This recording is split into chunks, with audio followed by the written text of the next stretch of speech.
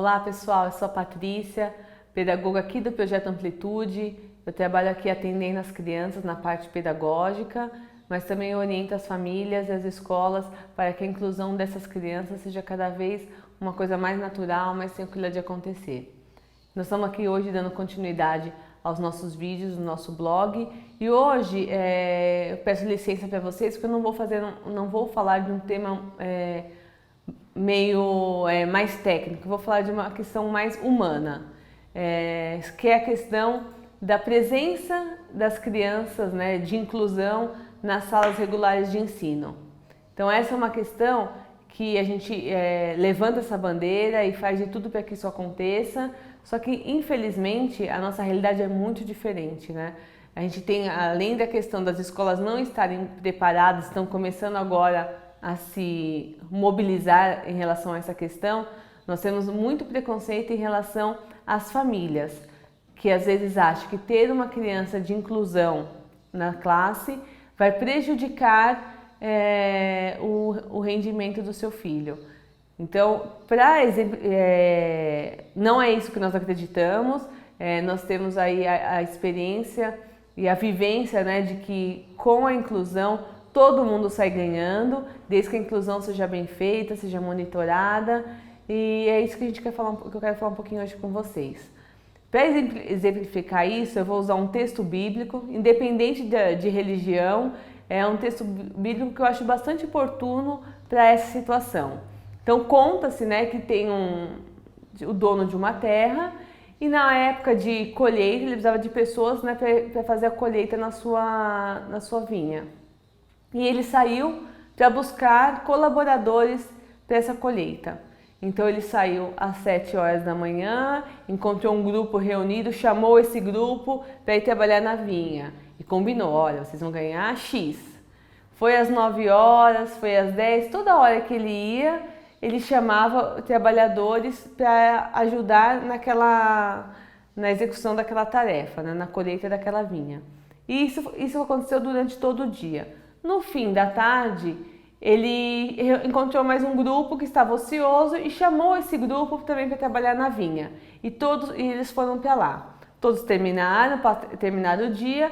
Na hora do acerto de contas, né, do pagamento, ele começou chamando aqueles que começaram cedo. Olha, nós combinamos que o seu pagamento seria X, olha, tá aqui o X. E assim foi de um em um, realizando todos os pagamentos. Quando ele chegou naqueles que que chegaram por último, ele fez o pagamento X também, porque ele havia combinado o pagamento X. E os primeiros trabalhadores ficaram revoltados, se achando injustiçados, porque eles trabalharam o dia inteiro e ganharam X, e os outros que trabalharam 1 hora apenas no fim do dia também ganhou X. E aí que vem, né, a diferença do dono dessa vinha. Ele falou o seguinte: o que eu combinei com você era X e X eu te paguei. O que eu fiz para ele eu também combinei X e também está pago. Aos nossos olhos isso pode parecer realmente, nossa, trabalhou menos, ganhou mais, mas a questão central, né, a mensagem principal dessa passagem, desse texto bíblico é exatamente o que foi combinado foi cumprido. Com você eu combinei tanto, você recebeu tanto. O que eu fiz para o outro não te compete, né? O que eu fiz com o outro é meu combinado com essa outra pessoa. E isso também acontece na sala de aula. Isso quer dizer que quando um professor tem a sala lá com 20 crianças, 30 crianças, todas sem nenhuma dificuldade, ele tem um cronograma, ele tem um planejamento, ele vai seguir esse planejamento, vai fazer as intervenções necessárias para que as crianças aprendam o conteúdo, aprendam as habilidades que ele estabeleceu como principais no decorrer do ano, e isso vai estar acontecendo. Quando nós temos uma criança da inclusão, o fato de ter uma criança da inclusão, ela não está prejudicando o andamento do conteúdo dessas crianças, ela está também recebendo aquilo que lhe cabe. Ela também tem direito a uma educação de qualidade. Então, por isso que quando a gente pensa em inclusão, nós temos incluir uma criança, não é deixá-la na escola, deixá-la no canto da sala de aula, uma questão que hoje a gente conversou muito, né, aqui no projeto. O fato da criança ser aceita na escola não quer dizer que ela está fazendo parte, né, está sendo totalmente incluída no projeto.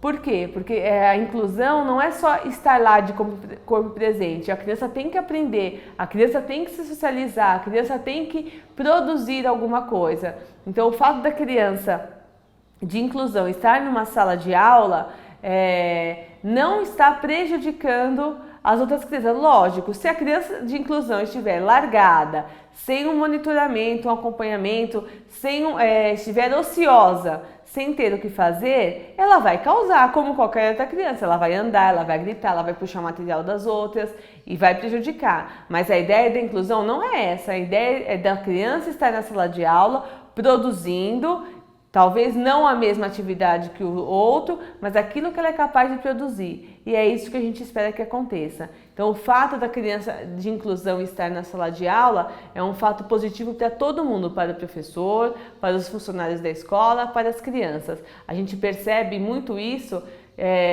que as crianças acabam se tornando mediadores da relação do professor com esse coleguinha, porque ela muitas vezes sabe o que a criança precisa. Meu amigo quer isso, ele quer aquilo, e consegue fazer esse meio de campo por estar mais próximo, por não ter tantas barreiras. E aquelas que têm vão aprender com o dia a dia a ver as coisas de uma outra maneira. Então a gente precisa ter uma visão diferenciada em relação à inclusão. Eu acho que eu já dei esse exemplo em um outro vídeo, mas eu acho que é muito oportuno, se for o caso, eu repeti-lo, que é a questão que a gente, quando pensa em inclusão, nós estamos pensando em numa realidade que a criança comece a conviver desde pequena, para que ela não esteja como nós, que hoje só aprendemos a viver com a inclusão porque agora nós temos a cota, né, de inclusão nas empresas. Porque até então as crianças de inclusão, as pessoas de inclusão ficavam em casa. Hoje, como as empresas precisam contratar essas pessoas, elas estão no mercado de trabalho.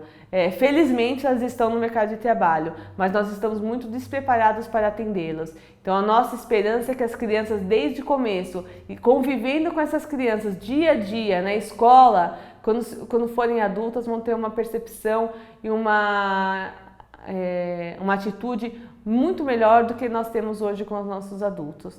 Tá bom? Pessoal, não esquece de acompanhar nosso Facebook e cadastrar o e-mail no nosso blog, tá? Até o próximo.